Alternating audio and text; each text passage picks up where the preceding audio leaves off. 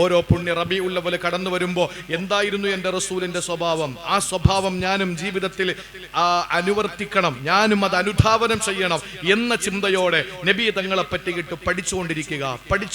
നബി തങ്ങളുടെ സ്വഭാവം എന്തായിരുന്നു, അള്ളാന്റെ ഹബീബിന്റെ ലജ്ജ എങ്ങനെയായിരുന്നു, അവിടത്തെ പുഞ്ചിരി എങ്ങനെയായിരുന്നു, അവിടത്തെ ഇടപെടൽ എങ്ങനെയായിരുന്നു, അവിടത്തെ സമീപനം എങ്ങനെയായിരുന്നു, ഇതൊക്കെ പഠിച്ചു ഓരോ റബീഉൽ അവ്വൽ കഴിയും തോറും ഓരോ കിറ്റ് ബിരിയാണി വീട്ടിൽ കൊണ്ടുവരലല്ല, ഓരോ സുന്നത്തുകൾ ഹയാത്താക്കി കൊണ്ടായിരിക്കണം ചെയ്യേണ്ടത്.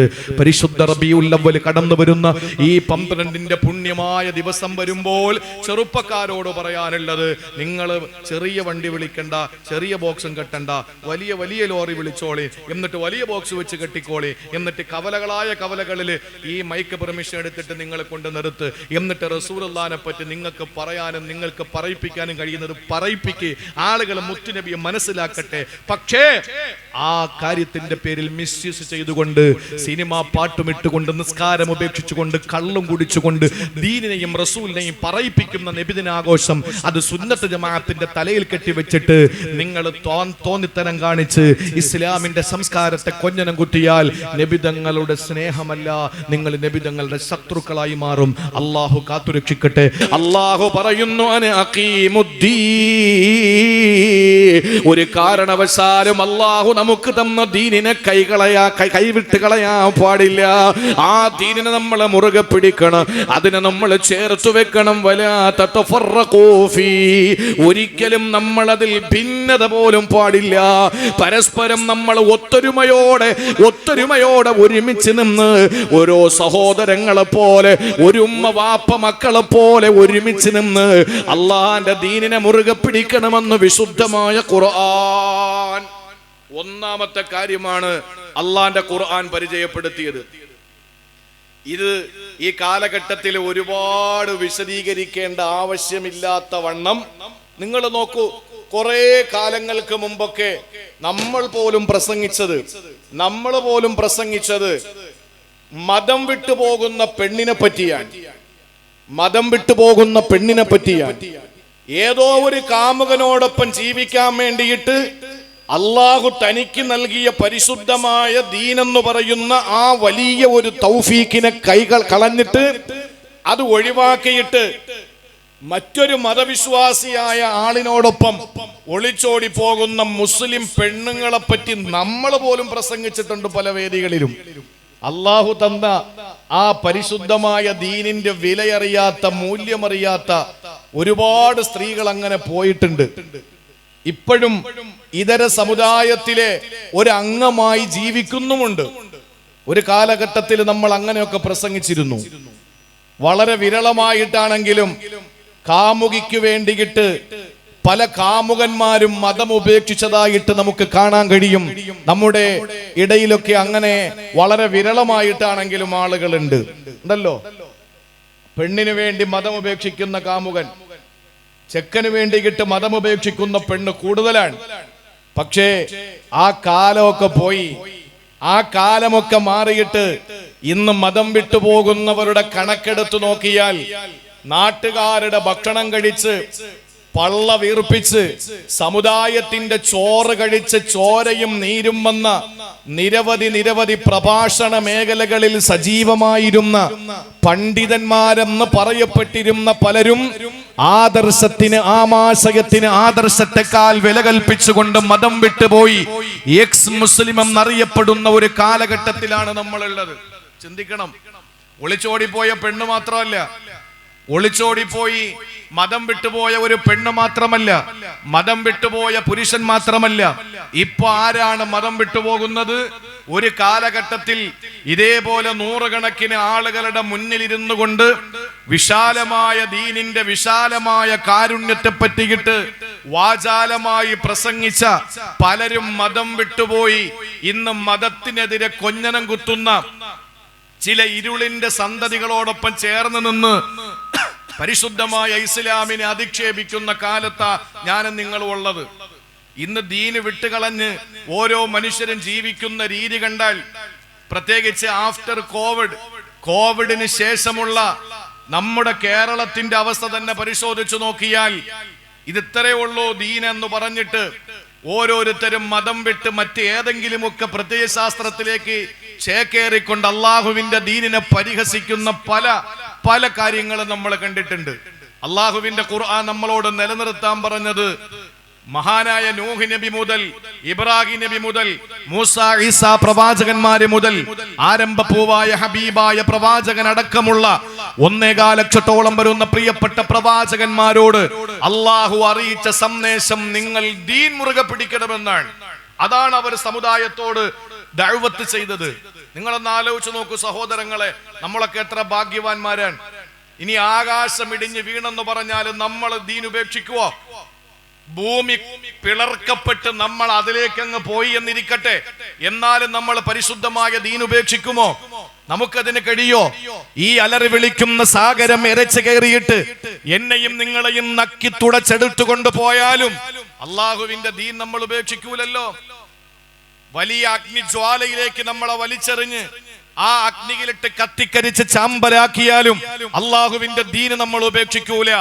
അതാണ് ഉലുൽ അസ്മുകളായ പ്രവാചകന്മാരെ അല്ലാഹു തആല പ്രത്യേകം എടുത്തു പറഞ്ഞിട്ട് അല്ലാഹു പറഞ്ഞു, അൻഅഖീമുദ്ദീൻ, നിങ്ങൾ ഒരിക്കലും ദീനിനെ വിട്ട് കളിക്കരുത്, അള്ളാഹുവിന്റെ ദീനെ നിങ്ങൾ നിലനിർത്തണം, നിങ്ങൾ മുറുകെ പിടിക്കണമെന്ന്. പിന്നെ ഒരു കാര്യം കൂടി അല്ലാഹു പറഞ്ഞു, അത് ഈ സമുദായത്തിന് ഇല്ലാത്ത കാര്യമാണ്. ഈ റബീഉൽ അവ്വൽ വന്ന് നിങ്ങൾ ഇവിടുന്ന് നാഷണൽ ഹൈവേയിലൂടെ യാത്ര ചെയ്താൽ മതി. റബീഉൽ അവ്വലാണല്ലോ. എത്ര പള്ളികൾ ഏതെല്ലാം മോഡലിലാണ് ഈ റബീഉൽ അവ്വലിനെ കാണുന്നത്. ഞാൻ തുറന്നു പറയാൻ, ഈ കണിയാപുരത്ത് ഈ ആലിൻമൂട്ടിൽ നിന്നുകൊണ്ട് ഒന്ന് ഇടതുഭാഗത്തേക്ക് ആറ്റിങ്ങലിലേക്കോ വലതുഭാഗത്തേക്ക് തിരുവനന്തപുരത്തിലേക്കോ നിങ്ങൾ യാത്ര ചെയ്താൽ ഓരോ പള്ളികളെ നിങ്ങൾ സമീപിക്കണം. റബീഉൽ അവ്വലുമായി ബന്ധപ്പെട്ട് ആ പള്ളി കമ്മിറ്റിയുടെ തീരുമാനം എന്താണ്, ആ പള്ളിയിലെ ഇമാമിന്റെ അഭിപ്രായം എന്താണ്, നിലപാടെന്താണ് എന്ന് നിങ്ങളൊന്ന് പരിശോധന നടത്തിയാൽ മനസ്സിലാകും. റബീഉൽ അവ്വലിന്റെ വിഷയത്തിൽ നമ്മുടെ സമുദായത്തിന്റെ ഒത്തൊരുമയെ പറ്റി നമുക്ക് മനസ്സിലാക്കാൻ പറ്റും. ഇതൊക്കെ മൈക്ക് കെട്ടിയിട്ട് ഉറക്കെ വിളിച്ചു പറയുമ്പോ ഇതര സമുദായത്തിലെ ആളുകൾ കേൾക്കുന്നില്ല എന്ന് നിങ്ങൾ ചിന്തിക്കുന്നെങ്കിൽ, അങ്ങനെ ഒരു ശങ്ക നിങ്ങൾക്കുണ്ടെങ്കിൽ ഇതൊന്നും അവരറിയാത്തവരല്ല. കാരണം നമ്മുടെ ചർച്ചയും വാദപ്രതിവാദവും ഒക്കെ പരസ്യമായി പ്ലാറ്റ്ഫോമില് ഫേസ്ബുക്കിലും സോഷ്യൽ മീഡിയയിലും ഒക്കെയാണ് നമ്മുടെ ചർച്ച നടക്കുന്നത്. പോകട്ടെ, ഒരു 5 മാസം പിന്നിട്ടാൽ റബീഉൽ ആഖിറും ജമാദുൽ ഊലയും ജമാദുൽ ആഖിറും റജബും ശഅബാനും കഴിഞ്ഞാൽ വിശുദ്ധമായ റമളാനെത്തും. ആ റമളാനെത്തുമ്പോ നോമ്പ് തുറന്നിട്ട് ഇശാഇന്റെ ബാങ്ക് കേൾക്കുമ്പോ നിങ്ങൾ ഇവിടെ നിന്ന് സഞ്ചരിക്കണം. ഈ പറയപ്പെട്ട ആറ്റിങ്ങലിലേക്കോ അല്ലെങ്കിൽ അനന്തപുരിയിലേക്കോ നിങ്ങൾ ആലിമൂട്ടിൽ നിന്ന് യാത്ര ചെയ്താൽ ഓരോ പള്ളികളിൽ എങ്ങനെയാണ് തറാവീഹിനെ സമീപിക്കുന്നത് എന്ന് നിങ്ങൾക്ക് ബോധ്യമാകും. അവിടത്തെ ഇമാമിങ്ങളുടെ നിലപാടെന്താ നിങ്ങൾക്ക് മനസ്സിലാകും. ഈ സമുദായത്തോട് അള്ളാന്റെ ഖുർആൻ പറയുന്നത് എന്താ, നിങ്ങൾ ദീനിനെ മുറുകെ പിടിക്കണം. വലാ തതഫറഖൂ ഫീഹി, നിങ്ങൾ ദീനിൽ ഒരു കാരണവശാലും നിങ്ങൾ ഭിന്നിച്ചു പോകരുത്, ഒത്തൊരുമയോടെ നിൽക്കണം. ഈ സമുദായത്തിൽ ഒത്തൊരുമയുള്ള ഏതെങ്കിലും ഒരു വിഷയമുണ്ടോ? ഈ സമുദായത്തിൽ ഒത്തൊരുമയുള്ള ഏതെങ്കിലും വിഷയമുണ്ടോ? പെരുന്നാളും നോമ്പും ഒക്കെ പല നാടുകളിലും പല ദിവസങ്ങളിലാണ് നടക്കുക. നിങ്ങൾ ആലോചിച്ച് നോക്കൂ, അള്ളാന്റെ ഖുർആനിന്റെ ശക്തമായ ഭാഷയാണ്. ഒരിക്കലും നിങ്ങൾ ഭിന്നിക്കാൻ പാടില്ല, നിങ്ങൾ ചേർന്ന് നിൽക്കണം, അള്ളാഹുവിന്റെ ദീനിനെ നിങ്ങൾ മുറുകെ പിടിക്കണമെന്ന് പറഞ്ഞുകൊണ്ട് പരിശുദ്ധമായ ഖുർആനിലൂടെ അള്ളാഹു പരിചയപ്പെടുത്തുന്ന ഒന്നാമത്തെ കാര്യത്തിൽ തന്നെ ഞാനും നിങ്ങളും ബഹുദൂരം പിന്നിലാണെന്ന് മനസ്സിലാക്കാൻ നമുക്ക് വേറെ കാര്യങ്ങളൊന്നും പറയേണ്ടതില്ല. ഭിന്നിക്കാതെ ചേർന്ന് നമ്മൾ നിൽക്കണമെന്ന് അല്ലാഹുവിന്റെ വിശുദ്ധ ഖുർആൻ നമ്മളെ പഠിപ്പിക്കുമ്പോ സഹോദരങ്ങളെ, ഒരു ആയത്ത് ഞാൻ നിങ്ങളുടെ മുന്നിലേക്ക് വെക്കുകയാണ്. ഒരുപാട് ഐക്യത്തെ പറ്റി പ്രസംഗിക്കേണ്ടതില്ല, ഭിന്നതയെ പറ്റിയിട്ട് ഒരുപാട് പ്രസംഗിക്കേണ്ടതില്ല. ഒരേ ഒരു ആയത്ത് ഞാൻ ഓതട്ടെ. സൂറത്തുൽ അംബിയായിലെ 92-ാമത്തെ ആയത്ത് അല്ലാഹു പറയുന്നത് എന്താണെന്നറിയോ?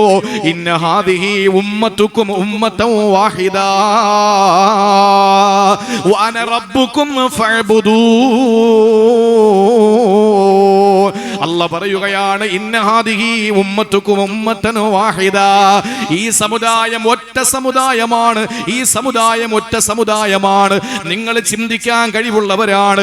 നിങ്ങളുടെ ചിന്തകൾ ഈ വിശുദ്ധമായ ഖുർആനിന്റെ ആയത്തിലേക്ക് കടന്നു വരട്ടെ. ഓരോ ആയത്തുകളും ഒന്ന് ഇരുത്തി ചിന്തിക്കണേ സഹോദരങ്ങളെ. ഒരു കാതിലൂടെ കേട്ട് മറുകാതിലൂടെ കളഞ്ഞിട്ട് പോകേണ്ടതല്ല. കേവലം വിശുദ്ധ ഖുർആന് ഓതി ബറക്കത്തെടുക്കാൻ മാത്രമുള്ളതല്ല. വാപ്പ മരിക്കുമ്പോൾ പോലെ വീട്ടിൽ ഓതാൻ വേണ്ടി മാത്രമുള്ളതല്ല. ഖുർആൻ നൂറുൽ ഹുദാ ഖുർആൻ അക്കാദമിയിൽ പഠിക്കാനും മാത്രമുള്ളതല്ല. വിശുദ്ധമായ ഖുർആനിന്റെ ഓരോ ആയത്തുകൾ ചിന്തിക്കേണ്ടതാണ്. അല്ലാഹു ചോദിക്കുന്നുണ്ട്, നിങ്ങൾ ചിന്തിക്കുന്നില്ലേ? നിങ്ങൾ എന്തേ ചിന്തിക്കാത്തത്? അഫലാ തഅഖിലൂ അഫലാ തുബ്സിറൂ അഫലാ തഅലമൂ അഫലാ യൻളുറൂ. അല്ലാഹു ചോദിക്കുന്നു, ചിന്തിക്കുന്നില്ലേ മനുഷ്യ, നിങ്ങൾ ഖുർആനിനെ പറ്റി ചിന്തിക്കുക. അല്ലാഹു ഈ ആയത്തിലൂടെ പറഞ്ഞതെന്താണ്? ഇന്ന ഹാദിഹി ഉമ്മത്തുക്കും ഉമ്മത്തൻ വാഹിദ. ഈ സമുദായം ഒരു സമുദായമാണ്, ഈ ഉമ്മത്ത് ഒറ്റ ഉമ്മത്താണ്, ഒറ്റ സമുദായമാണ് എന്ന് പറഞ്ഞിട്ട് അല്ലാഹു അടുത്ത് പറയുന്നത് എന്തെന്നറിയോ? വഅന റബ്ബുക്കും ഫഅബ്ദൂ. ഞാൻ നിങ്ങളുടെ സംരക്ഷകനാണ്, ഞാൻ നിങ്ങളുടെ റബ്ബാണ്, ഞാൻ നിങ്ങളുടെ നാഥനാണ്. നിങ്ങളെ സൃഷ്ടിച്ചത് ഞാനാണ്, സംരക്ഷിക്കുന്നത് ഞാനാണ്, അവസാനം സംഹരിക്കുന്നത് ഞാനാ. നിങ്ങളുടെ ഖാലിക്കും റാസിക്കും മാലിക്കും മുഹയ്യും മുമീത്തും ഞാനാണ്. ഇത് പറയുന്നത് അല്ലാഹു തആല എപ്പോഴെന്നറിയോ? ഈ സമുദായം ഒരേ ഒരു സമുദായമാണ്, ഒറ്റ സമുദായമാണ്. ഇതിന് രണ്ട് സമുദായമില്ല, ഒരൊറ്റ സമുദായമാണ് നിങ്ങളെന്ന് പറഞ്ഞിട്ട് അല്ലാഹു തആല ഉടനെ അതേ ആയത്തിൽ പറയുന്നത്, ഞാൻ നിങ്ങളുടെ റബ്ബാണ്, എന്നെ നിങ്ങൾ ആരാധിക്കണം. ചോദിക്കട്ടെ കണിയാപുരത്തുകാരാ, ആദരണീയനായ നൂറുൽ ഹുദാ PK കോയ മൗലാന നഗറിൽ ഒരുമിച്ച് കൂടിയ ഇസ്ലാമിന്റെ അനുഗ്രഹീതമായ ഈ തണലിലേക്ക്, വിജ്ഞാനത്തിന്റെ മലർവാടിയിലേക്ക്, സ്വർഗത്തിന്റെ സുവനത്തിലേക്ക് കടന്നു വന്ന എന്നെ കേൾക്കുന്ന പെങ്ങന്മാരെ, സഹോദരങ്ങളെ, ചോദിക്കട്ടെ, അല്ല പറയുന്നു ഞാൻ നിങ്ങളുടെ റബ്ബാണ്, എന്നെ ആരാധിക്കണം എന്ന് പറഞ്ഞാൽ ഞാൻ ഒരൊറ്റ ചോദ്യം നിങ്ങളോട് ചോദിക്കുന്നു, റബ്ബ് എത്രയുണ്ട്? എത്ര പടച്ചവനുണ്ട്? ഒരു പടച്ചവനല്ലേ ഉള്ളൂ, ഒരു പടച്ചവനല്ലേ ഉള്ളൂ. രണ്ട് അല്ല ഉണ്ടെന്ന് ആർക്കെങ്കിലും വിശ്വസിക്കാൻ പറ്റുമോ? രണ്ടല്ല ഉണ്ടെന്ന് ആരെങ്കിലും വിശ്വസിക്കുന്നുണ്ടോ? ഇല്ല. ഏതെങ്കിലും സംഘടന പറയുന്നുണ്ടോ അല്ല രണ്ടുണ്ടെന്ന്? ഇല്ല. അല്ല ഏകനാണ്. ഖുൽ ഹുവല്ലാഹു അഹദ് അല്ലാഹുസ് സമദ് ലം യലിദ് വലം യൂലദ് വലം യകുൽ ലഹു കുഫുവൻ അഹദ്. അല്ല ഏകനാണെന്ന് ആർക്കും എതിരഭിപ്രായമില്ല. സർവശക്തനായ, സർവാധിനാഥനായ, സർവഗുണ സമ്പൂർണനായ, സർവജ്ഞനായ, സർവലോക സൃഷ്ടിസ്ഥിതി സംഹാരകർത്താവായ അല്ലാഹു റബ്ബുൽ ഇസ്സത്ത് ഏകനാണ്. അല്ല ഏകനാണെങ്കിൽ, അല്ലാഹു ഏകനാണ്, ഞാൻ ഒരാളാണ്, നിങ്ങൾ എന്നെ ആരാധിക്കണമെന്ന് പറയുന്നതിന് തൊട്ടു മുമ്പല്ല പറഞ്ഞത്, ഇന്ന ഹാദിഹി ഉമ്മത്തുക്കും വാഹിദ ഉമ്മത്തൻ വാഹിദ. അറിയണേ, ഈ സമുദായം ഒറ്റ സമുദായമാണ്. ഈ സമുദായം മുസ്ലിം ഉമ്മത്ത് ഒറ്റ സമുദായമാണ്, ഒരു സമുദായമാണ്. ഒരു അല്ലാഹ്, ഒരു ഖുർആൻ, ഒരു നബി, ഒരു ഖിബില, ഇതെല്ലാം ഒന്ന് മാത്രമാണെങ്കിൽ അല്ല പറയുന്നു, ഇന്ന ഹാദിഹി ഉമ്മത്തുക്കും ഉമ്മത്തൻ വാഹിദ. ഈ സമുദായം ഒറ്റ സമുദായമാണ്. നിങ്ങൾ എന്തിനാണ് ഭിന്നിക്കുന്നത്? എന്തിനാ നിങ്ങൾ ഭിന്നിക്കുക? സംഘടനകൾ പലതുമായിക്കോട്ടെ, പ്രശ്നമല്ല. ആദർശപരമായിട്ടൊന്ന് ചേർന്ന് നിൽക്കാൻ ഈ സമുദായത്തിലെ നേതാക്കന്മാർക്ക് കഴിയാതെ വരുമ്പോ, എന്റെ പ്രിയപ്പെട്ടവരെ, പുണ്യ റബീ കടന്നു വരുമ്പോ, അല്ലാഹുവിന്റെ ഹബീബിന്റെ ജന്മദിനം പാടില്ലെന്ന് പറഞ്ഞൊരു വിഭാഗം നടക്കുമ്പോ, സഹോദരങ്ങളെ, അല്ലാഹുവിന്റെ ഹബീബിന്റെ ജന്മദിനത്തില് അനിസ്ലാമിക പേക്കൂത്തുകൾ നടത്തിയിട്ട് വലിയ വലിയ വാഹനങ്ങൾ വിളിച്ചിട്ട് അതിൽ വലിയ വലിയ ബോക്സുകൾ കെട്ടിപ്പൊക്കിയിട്ട് അല്ലാഹുവിന്റെ ഹബീബിന്റെ പേരില് അപദാനങ്ങൾ പറയുന്നതിന് പകരം അല്ലാഹുവിന്റെ റസൂല് നിരോധിച്ച സംഗീതങ്ങൾ പറഞ്ഞുകൊണ്ട്, പാട്ട് പാടിക്കൊണ്ട്, സിനിമാ പാട്ടുകൾ പാടിക്കൊണ്ട് പള്ളിയുടെ മുറ്റത്തുകൂടി പോകുമ്പോ, അല്ലാഹുവിന്റെ പള്ളിയുടെ മിനാരത്തിൽ നിന്ന് ലുഹറിന്റെ ബാങ്ക് കേൾക്കുമ്പോൾ ഈ വാഹനത്തിന്റെ അനൗൺസ്മെന്റ് നിർത്തുന്നില്ല. എന്നിട്ട് പള്ളിയുടെ മുറ്റത്തുകൂടി പോയാൽ ഇറങ്ങി നിസ്കരിക്കില്ല. വൈകുന്നേരം ഒരു പടുകൂറ്റൻ റാലി സംഘടിപ്പിച്ചിട്ടുണ്ട്. എന്നിട്ട് അതിൽ മുദ്രാവാക്യം മുഴക്കുന്നുണ്ട്, തലമുറ തലമുറ കൈമാറിക്കെടാറ് ഞങ്ങൾ സൂക്ഷിക്കുമെന്ന്. എന്നിട്ട് പ്രിയപ്പെട്ടവരെ, വലിയ സമ്മേളനം വെച്ചു. ആ സമ്മേളനത്തില് ഏതെങ്കിലും ഒരാളെ കൊണ്ടുവന്നൊരു പ്രതിനിധിയെ കൊണ്ടുവന്ന് പ്രസംഗിപ്പിച്ചു. ഇത് ഇതിനിടയിൽ എത്രയോ ലിറ്റർ കള്ളു കുടിച്ചു. എന്നിട്ട് അള്ളാന്റെ ഹബീബിന്റെ ജന്മദിനത്തിന്റെ പേരിൽ വാഹനങ്ങളെ തടഞ്ഞു നിർത്തിയിട്ട് പിരിവെടുത്തു. എന്നിട്ട് ആളുകളെ പറയിപ്പിക്കുന്ന രീതിയിൽ എന്തിനാടോ റസൂലുള്ളാന്റെ പേരിൽ ജന്മദിനമാഘോഷം എന്ന പേരിൽ കാട്ടിക്കൂട്ടുന്ന പേക്കോട്ടുകള്. ഒരു ഭാഗത്ത് നബിദിനാഘോഷം വേണ്ട എന്ന് പറയുന്നവര്, മറുഭാഗത്ത് അതിര് കടന്നു പോയിട്ട് ഇസ്ലാമിനെ പറ്റി മോശമായി ജനങ്ങളുടെ ഇടയിൽ, പൊതു സൊസൈറ്റിയിൽ, പൊതു സമൂഹത്തിന്റെ പ്ലാറ്റ്ഫോമിൽ അള്ളാന്റെ ഹബീബിനെ ഇകഴ്ത്തി കാണിക്കുന്നതിന് വേണ്ടിയിട്ട് പേക്കോട്ടുകൾ നടത്തുമ്പോ അള്ളാഹ് പറയുകയാണ്, ഭിന്നിച്ചു പോകരുതേ നിങ്ങള്. അള്ളാഹു ഏകനാണ്, റസൂല് ഒരാളാണ്, കഅബ ഒന്നാണ്, ഖിബില ഒന്നാണ്, ഖുർആൻ ഒന്നാണ്. പിന്നെ എന്തിന് നിങ്ങൾ ഭിന്നിക്കണം? വിശുദ്ധമായ റമദാൻ എത്തുമ്പോ തറാവീഹിന്റെ പേരില്, രാത്രിയുടെ നിസ്കാരത്തിന്റെ പേരില് എന്തിന് നിങ്ങൾ ഭിന്നിക്കണമെന്ന് അള്ളാഹുവിന്റെ ഖുർആൻ ചോദിക്കുന്നുണ്ട്. അതുകൊണ്ട് സഹോദരങ്ങളെ, അല്ലാഹ് പറയുന്നു, അൻ അഖീമുദ്ദീൻ വലാ തതഫറഖൂ ഫീ. നിങ്ങൾ ഭിന്നിക്കാൻ പാടില്ല, നിങ്ങൾ ഒരുമിച്ച് നിൽക്കണം, ഒറ്റക്കെട്ടായി നിൽക്കണം. ഇത് അള്ളാഹുവിന്റെ വിശുദ്ധ ഖുർആനാണ്. തുറന്ന് പറയാൻ നമുക്ക് കഴിയണം. ആ ഒരു വിശാലമായ ചിന്ത. നമ്മൾ പറയുന്നത് എന്താ? ഓ, അള്ളാന്റെ റസൂല് പറഞ്ഞില്ലേ, പല കൂട്ടരുണ്ടാവും, അതിൽ ഒരാൾ മാത്രമേ സ്വർഗത്തിൽ പോവൂ. അപ്പൊ അത് ഉണ്ടാവണ്ടേ ഉസ്താദേ? എന്തിനാ നമ്മൾ ഉണ്ടാക്കാൻ നടക്കുന്നത്? നമ്മുടെ ജോലി ഉണ്ടാക്കലാണോ? എന്തിനാ നമ്മൾ ഉണ്ടാക്കാൻ നടക്കുന്നത്? നമ്മൾ ചോദിക്കുന്ന ചോദ്യം ഇതാണ്. നിസാരമായി ഒരു മഹല്ലത്തിൽ പോലും വിവിധ സംഘടനകൾ പലതും ആവട്ടെ, നല്ലതാണ്. സംഘടനകൾ ഒത്തിരി ഉണ്ടാകുന്നത് നല്ലതാണ്. ഏറ്റവും ലേറ്റസ്റ്റ് ആയിട്ടൊരു ഉദാഹരണം പറഞ്ഞുതരാം. ഇപ്പോ ചൂരൽമലയിലും അതുപോലെ തന്നെ മേപ്പാടിയിലും അതുപോലെ മുമ്പ് കവളപ്പാറയിലും ഒക്കെ ദുരിതമുണ്ടായി. ആ പ്രളയം ഉണ്ടായപ്പോൾ കേരളത്തിന്റെ തെക്കേ ജില്ലയായ നമ്മുടെ ഈ ഭാഗത്ത് നിന്ന് എത്രയോ ടൺ കണക്കിന് ഭക്ഷണ സാധനങ്ങൾ, എത്രയോ ചാക്കരി, എത്രമാത്രം ഡ്രസ്സ്, ഇതെല്ലാം നമ്മൾ കൊടുത്തുവിട്ടു. എങ്ങനെയാ കൊടുത്തുവിട്ടത്? കണിയാപുരത്ത് ഒരു ഷോപ്പിൽ വന്നിട്ട് SOSന്റെ പ്രവർത്തകർ ചോദിക്കുന്നു, ഞങ്ങൾ ആ ദുരിത മേഖലയിലേക്ക് പോവാണ്, നിങ്ങൾ തരണം. അങ്ങനെ ആ കടയിൽ നിന്ന് ആവശ്യമുള്ള സാധനം കൊടുത്തു. അവര് നേരെ വാഹനം നേരെ ആ ദുരിത മേഖലകളിലേക്ക് വിട്ടു. പിറ്റെന്നും SOSന്റെ പ്രവർത്തകർ ചെന്നാൽ അവര് ചോദിക്കും, നിങ്ങളല്ലേ ഇന്നലെ വന്നത്, നിങ്ങൾക്ക് ഇന്നലെ ഞങ്ങൾ തന്നില്ലേ, പിന്നെ ഇന്നും എന്തിനാ വരുന്നത് എന്ന് ചോദിക്കൂലേ? അതേസമയം പിറ്റെന്ന് SKSSFന്റെ പ്രവർത്തകർ ചെന്നു. അവര് ചെന്നപ്പോൾ അവര് ചോദിച്ചൊരു ചോദ്യമുണ്ട്, നിങ്ങൾ SOSന്റെ പ്രവർത്തകർ വന്നപ്പോ കൊടുത്തല്ലോ, നമ്മളും ആ ദുരിത മേഖലയിൽ സഹായം എത്തിക്കാൻ ഉദ്ദേശിച്ചിരിക്കുന്നു, തരണം. അവര് എത്ര തോതിലാണോ ഇന്നലെ കൊടുത്തത്, അതേ തോതിൽ ഇന്നും നിങ്ങൾക്ക് സഹായം തരും.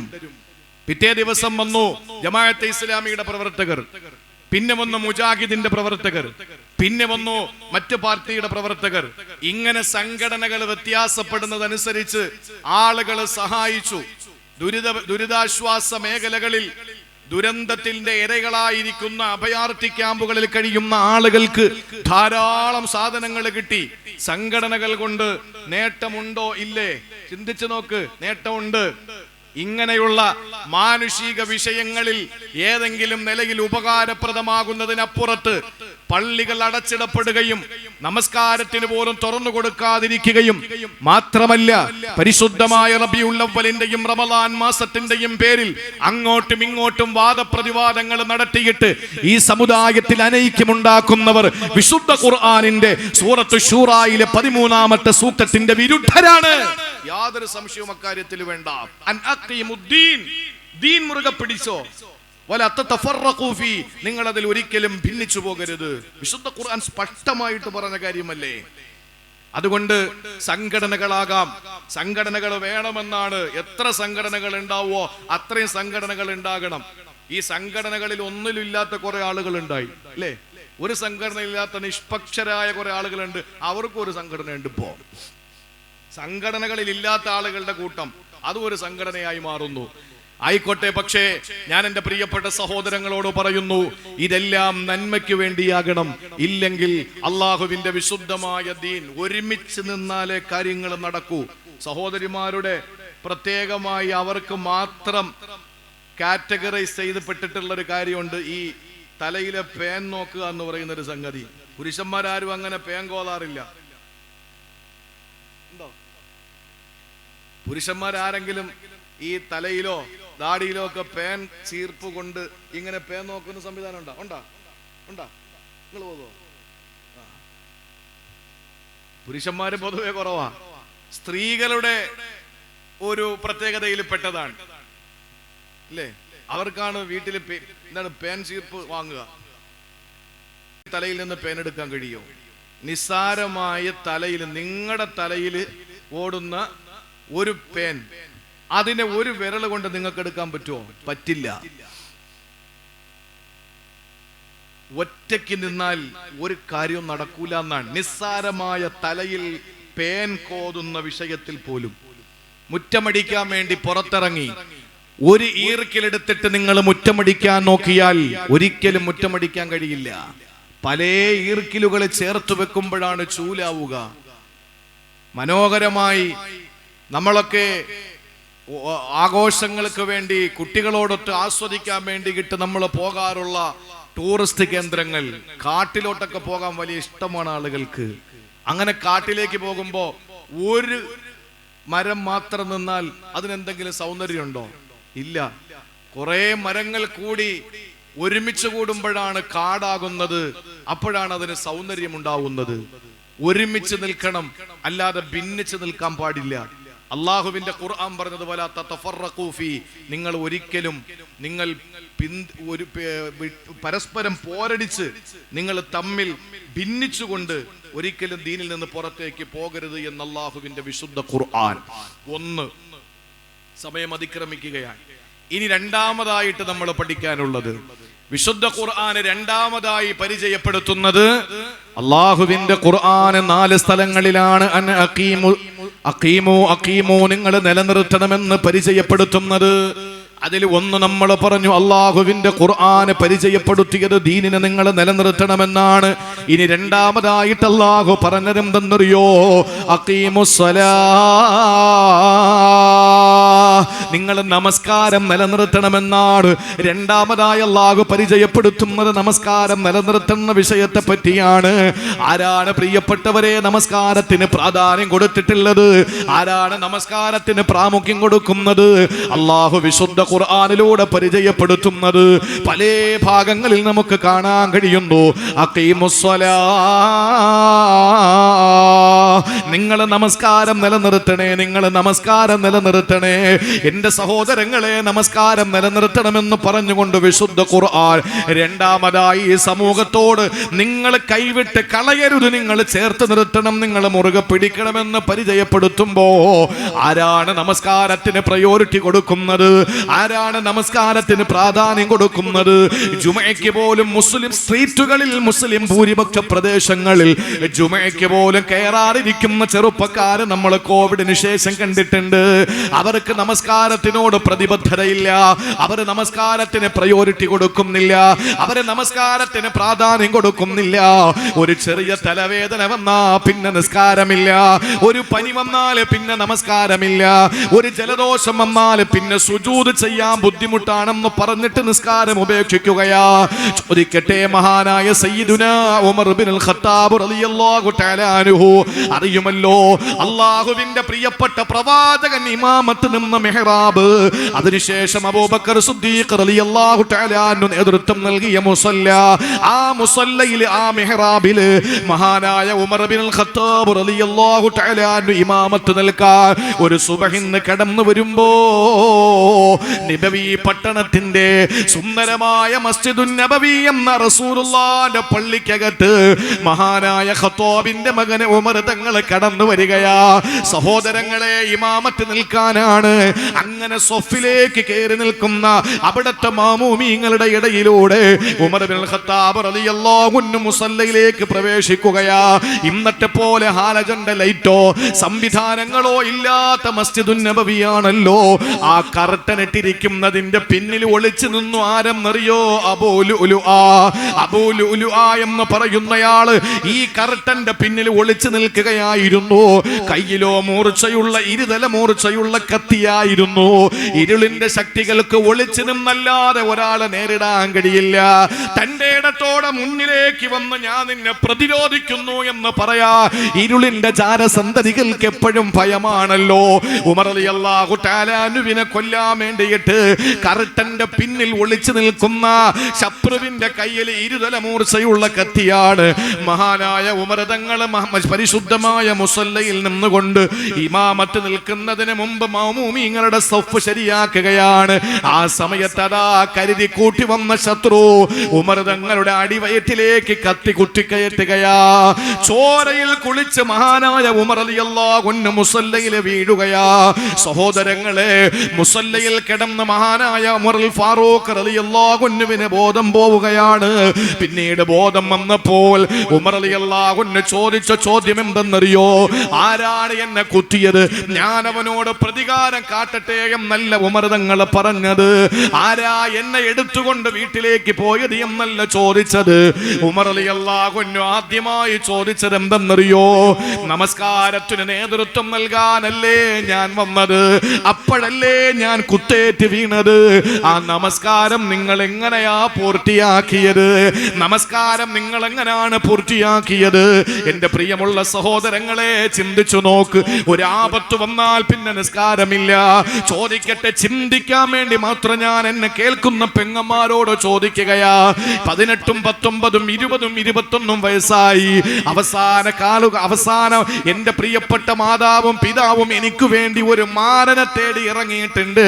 ജീവിതത്തിന്റെ മംഗല്യഭാഗ്യത്തിനു വേണ്ടിയിട്ട് എന്റെ ഭർത്താവായി കടന്നു വരുന്ന ആ ചെറുപ്പക്കാരനെ കണ്ടെത്താൻ വേണ്ടി വാപ്പപ്പെടാ പാടുപെടുകയാ. എനിക്ക് കല്യാണം ശരിയാകുന്നില്ല. കണിയാപുരത്തന്നെ കേൾക്കുന്ന ഓരോ പെങ്ങളുടെ ഹൃദയത്തിലേക്ക് തുളച്ച് കയറട്ടെ ഈ ചോദ്യം. പ്രിയപ്പെട്ടവരെ, ജീവിതത്തിൽ ഒരു മാരനെ തന്റെ ജീവിതത്തിലേക്ക് സ്വീകരിക്കാൻ ആ പെണ്ണിന്റെ മനസ്സും ശരീരവും പാകപ്പെടുമ്പോൾ, ഒരു മാരനെ കിട്ടാതെ വിഷമിക്കുന്ന കുടുംബത്തിന്റെ പ്രിയപ്പെട്ട പ്രിയപ്പെട്ട മകള് വിഷമിച്ചുകൊണ്ട് ഒരുപാട് സുന്നത്ത് നിസ്കരിച്ചു, ഒരുപാട് നമസ്കരിച്ചു. അള്ളാഹുവിന്റെ മുന്നിൽ കരങ്ങൾ നീട്ടി പൊട്ടിക്കരഞ്ഞ് ദുആ ചെയ്തു. സുന്നത്ത് നോമ്പ് പിടിച്ചു, നേർച്ചകൾ നേർന്നു, പള്ളിയിലെ സംഭാവന കൊടുത്തു, അറബി കോളേജിന് ഹദിയ കൊടുത്തു, എല്ലാവർക്കും ആഹാരം വാങ്ങിക്കൊടുത്തു. ഒരേ ഒരു ആഗ്രഹമാണ്, ആ പെണ്ണിന് കല്യാണം ശരിയാകണം. അവസാനം എവിടെ നിന്നോ അള്ളാഹ് നിശ്ചയിച്ച ഒരു മാരനതാ കടന്നു വന്നു. കല്യാണ ഡേറ്റ് എത്തി. എല്ലാവരെയും കല്യാണം വിളിച്ചു. ഇന്നലെ വരെയും സുന്നത്ത് നമസ്കാരം നിർവഹിച്ചുകൊണ്ട് അള്ളാഹു തനിക്കൊരു മാരനെ തരട്ടെ എന്ന് ദുആ ചെയ്ത പുതിയ പെണ്ണ് കതിർ മണ്ഡപത്തില്, കല്യാണ മണ്ഡപത്തില് അണിഞ്ഞൊരുങ്ങിയിരിക്കുന്ന പുതുപെണ്ണിനോട് ഞാൻ ചോദിക്കുകയാ, കല്യാണത്തിന്റെ അന്ന് ളുഹർ നിസ്കരിക്കുന്ന ഏത് പെണ്ണാ ഉള്ളത്? ഏത് പെണ്ണാ ഉള്ളത്? കല്യാണത്തിന്റെ അന്ന് ളുഹർ നിസ്കരിക്കുന്ന പുതിയ പെണ്ണുണ്ടെങ്കിൽ ആ പുതിയ ആപ്പിള സന്തോഷിച്ചോ. ഇവൾ അള്ളാഹുവിന്റെ തൗഫീക്ക് കൊണ്ട് മതബോധമുള്ള പെണ്ണാണ്. ഒരു പെണ്ണും അതിന് തയ്യാറാകുമെന്ന് എനിക്ക് തോന്നുന്നില്ല. ചിലപ്പോ ഉണ്ടായേക്കാം. അൽഹംദുലില്ലാ, ആ കുടുംബം രക്ഷപ്പെട്ടു. കല്യാണത്തിന്റെ അന്ന് ളുഹർ നിസ്കരിക്കുന്ന പെണ്ണ് ഉണ്ടോ? നിങ്ങൾ ചിന്തിച്ചു നോക്ക്. ചെക്കൻ നിസ്കരിക്കുന്നത് അവിടെ നിൽക്കട്ടെ, പെണ്ണിന്റെ വാപ്പ നിസ്കരിക്കുന്നത് അവിടെ നിൽക്കട്ടെ. ഇന്നലെ വരെയും സുന്നത്ത് നിസ്കരിച്ച് രാത്രിയിൽ എഴുന്നേറ്റിരുന്ന് തഹജ്ജുദ് നിസ്കരിച്ച് തസ്ബീഹുകൾ ഒത്തിരി ചൊല്ലി നേർച്ചകൾ ഒരുപാട് നേർന്ന് അവസാനം ഒരു കല്യാണം ശരിയായി. ആ കല്യാണത്തിന്റെ അന്ന് ളുഹർ നിസ്കരിക്കുന്ന ഏത് പെണ്ണാ ഉള്ളത്? 1/2 കിലോയും 3/4 കിലോയും പുട്ടി മുഖത്തിട്ട് കൊണ്ട് അണിഞ്ഞൊരുങ്ങി കല്യാണ മണ്ഡപത്തിൽ പോയിരിക്കുന്ന പെണ്ണ് പിന്നെ ഒളു ചെയ്യാൻ മെനക്കെടുവോ? ചിന്തിച്ചു നോക്ക്. ജീവിതത്തില് അള്ളാഹു നിനക്ക് തന്ന ഏറ്റവും വലിയ ഒരു മഹാഭാഗ്യത്തിന്റെ ദിവസം, നീ നിന്റെ സ്ത്രീത്വത്തെ തെളിയിക്കപ്പെടാൻ പോകുന്ന നിമിഷം, ആ ദിവസം ളുഹർ നിസ്കാരം ഉപേക്ഷിക്കുന്നു. നിങ്ങൾ ചിന്തിച്ചു നോക്കിയേ. അത് കഴിഞ്ഞ് കല്യാണം കഴിഞ്ഞ് എല്ലാവരോടും യാത്ര പറഞ്ഞ് ഭക്ഷണവും കഴിച്ചിട്ട് ഭർത്താവിന്റെ വീട്ടിൽ നിന്ന് വന്ന വാഹനത്തിൽ കയറിയിട്ട് ഭർത്താവിന്റെ വീട്ടിലേക്ക് പോകുന്ന പെണ്ണ് ചിലപ്പോൾ കുറച്ച് ദൂരമാകും, ചിലപ്പോൾ കുറച്ച് അടുത്താകും, ഏതോ ആയിക്കോട്ടെ, ആ വീട്ടിലേക്ക് കല്യാണത്തിന്റെ അന്ന് എത്തിച്ചേരുമ്പോ, ഞാൻ പറയുന്നത് ശരിയാണോ തെറ്റാണോ നിങ്ങൾ ചിന്തിച്ചാൽ മതി. ആ പുതിയാപ്പിളയുടെ വീട്ടിലെത്തിയപ്പോൾ സമയം 4-5 മണിയായി. അതിനുശേഷം അപ്പുറത്തും ഇപ്പുറത്തുമുള്ള കുറെ ആളുകൾ വന്നു പുതിയ പെണ്ണിനെ കാണാൻ. ആ പെണ്ണിനെ കണ്ടു, അവളുടെ താലിയിൽ പിടിച്ചു നോക്കുന്നു, അവളുടെ സ്വർണത്തിൽ തൊട്ട് നോക്കുന്നു, അവളുടെ തുണിയിൽ പിടിച്ചു നോക്കുന്നു. അങ്ങനെയൊക്കെ പരിചയം പുതുക്കി അവസാനം പെണ്ണിന്റെ വീട്ടിൽ നിന്ന് അവളെ ക്ഷണിക്കാൻ വേണ്ടിയിട്ട് ആദ്യ രാത്രിയിൽ തന്റെ വീട്ടിലേക്ക് കൊണ്ടുവരാൻ വേണ്ടിയിട്ട് കുടുംബക്കാരൊക്കെ സമ്മാനവുമായിട്ടൊക്കെ വരുന്ന സമയമായി. ആ തിരക്കിനിടയിൽ എല്ലാ ആളുകളും ഭക്ഷണം കഴിക്കാൻ വേണ്ടിയിരിക്കുന്നു. ഇതിനിടയിൽ ആ പെണ്ണ് അസർ നിസ്കരിച്ചിട്ടുണ്ടോ? ചിന്തിക്ക്. പുതിയാപ്പളയോടൊപ്പം വണ്ടി കയറിയിട്ട് തിരിച്ച് സ്വന്തം വസതിയിലേക്ക് വരുന്ന, മണിയറയിലേക്ക് മധുവിധുവാഘോഷത്തിന്റെ പരിശുദ്ധമായ നറുമണം വീശുന്ന ആദ്യ രാത്രിക്ക് വേണ്ടി തയ്യാറെടുക്കുന്ന ആ ദമ്പതിമാരുടെ പ്രിയപ്പെട്ട ഭാര്യ, ആ നവവധു വീട്ടിലേക്ക് വന്ന് ഒന്ന് ഉഷാറായി, ഒന്ന് ഫ്രഷായി വരുമ്പോഴേക്കും ഇഷാഇന്റെ ബാങ്ക് കേൾക്കും. മഗ്രിബ് പെണ്ണ് നിസ്കരിച്ചോ? ചിന്തിച്ചു നോക്ക്. ഇഷ ചിലപ്പോൾ നിസ്കരിക്കുമായിരിക്കും. എന്നാൽ കല്യാണം കഴിഞ്ഞ് ഇന്നലകളിൽ ദുആ ചെയ്ത് അവസാനം ഒരു കല്യാണം കിട്ടി. ആ കല്യാണത്തിന്റെ അന്ന് പോലും നമസ്കാരം ഉപേക്ഷിക്കുന്ന പെണ്ണ്, അത് കഴിഞ്ഞിട്ട് 9 മാസം 10 ദിവസം പിന്നിടുമ്പോൾ ആ പെണ്ണ് ഒരു പക്ഷേ ഒരു ഉമ്മയാകുന്നു. ആ ഉമ്മയാകാൻ വേണ്ടിയിട്ട് കല്യാണത്തിന്റെ ആ ദിവസങ്ങൾ കഴിഞ്ഞ് മാസങ്ങൾ കഴിഞ്ഞ് താൻ പ്രഗ്നന്റ് ആണെന്ന് അറിഞ്ഞു കഴിഞ്ഞാൽ പിന്നെ ബെഡ് റെസ്റ്റിന്റെ പേരിൽ അവൾ നിസ്കാരം ഉപേക്ഷിക്കുന്നു.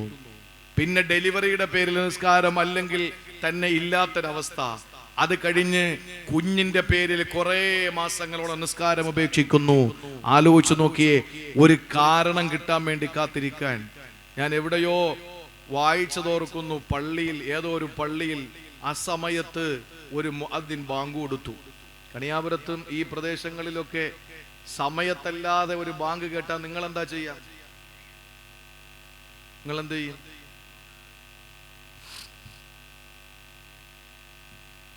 പണ്ട് കാലങ്ങളിലൊക്കെ നമ്മൾ കേട്ടിട്ടുള്ളതാണ്, പല പള്ളികളിൽ നിന്നും അസമയത്ത് ബാങ്ക് കേട്ടിട്ടുണ്ട്.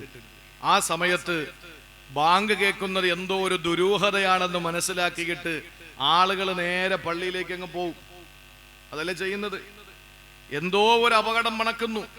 പള്ളിയിൽ നിന്ന് അസമയത്ത് ബാങ്ക് കേട്ടു. പള്ളിമുറ്റത്ത് ജനനിബിഡമായി. ആളുകളൊക്കെ പള്ളിയിലേക്ക് ഓടി വന്നു. നാട്ടുകാര് മുഅദ്ദിൻ നോക്കുമ്പോ ഇത്രയും ആളുകൾ ഈ മഹല്ലിൽ ഉണ്ടോ എന്ന് അപ്പോഴാണ് അയാൾ കാണുന്നത്. പെരുന്നാളിന് പോലും ഇത്രയും ആൾക്കൂട്ടം കണ്ടിട്ടില്ല. കാരണം ഇവിടെ ഇപ്പൊ പെൺകുട്ടികൾ പെണ്ണുങ്ങളും ഒക്കെ വന്നിട്ടുണ്ട്. എന്താ സംഭവം എന്ന് കാണാൻ വേണ്ടിയിട്ട് ഓടി വരിക കൗതുകത്തോടു കൂടി. മുഅദ്ദിൻ പള്ളിയുടെ അകത്ത് നിന്ന് ഇറങ്ങി വന്നിട്ട് ചോദിച്ചു എന്ന്, ഞാൻ എന്റെ ബാങ്ക് നിങ്ങൾ കേൾക്കുമോ എന്ന് ഞാൻ ഒന്ന് പരിശോധിച്ചതാ. സാധാരണ ഞാൻ ലോഹറിന് ബാങ്ക് കൊടുത്താൽ ഇവിടെ ആരും വരാറില്ല, അസറിന് കൊടുത്താലും വരാറില്ല, മഗ്രിബിന് കൊടുത്താലും വരാറില്ല, ഒരു വഖത്തിന് ബാങ്ക് കൊടുത്താലും വരാ, സമയത്തുള്ള ഒരു ബാങ്കിന് ആൾ വന്നിട്ടില്ല. അപ്പൊ അസമയത്ത് വിളിക്കാമെന്ന് കരുതി. അപ്പൊ നിങ്ങൾ എല്ലാവരും എത്തി. സമയത്ത് വിളിച്ചാൽ എത്താത്തവര് അസമയത്ത് വിളിച്ചാൽ എത്തിച്ചേരുന്ന ഒരു പ്രതീതിയാണ് നമ്മുടെ ഈ കാലഘട്ടം. ശരിയല്ലേ?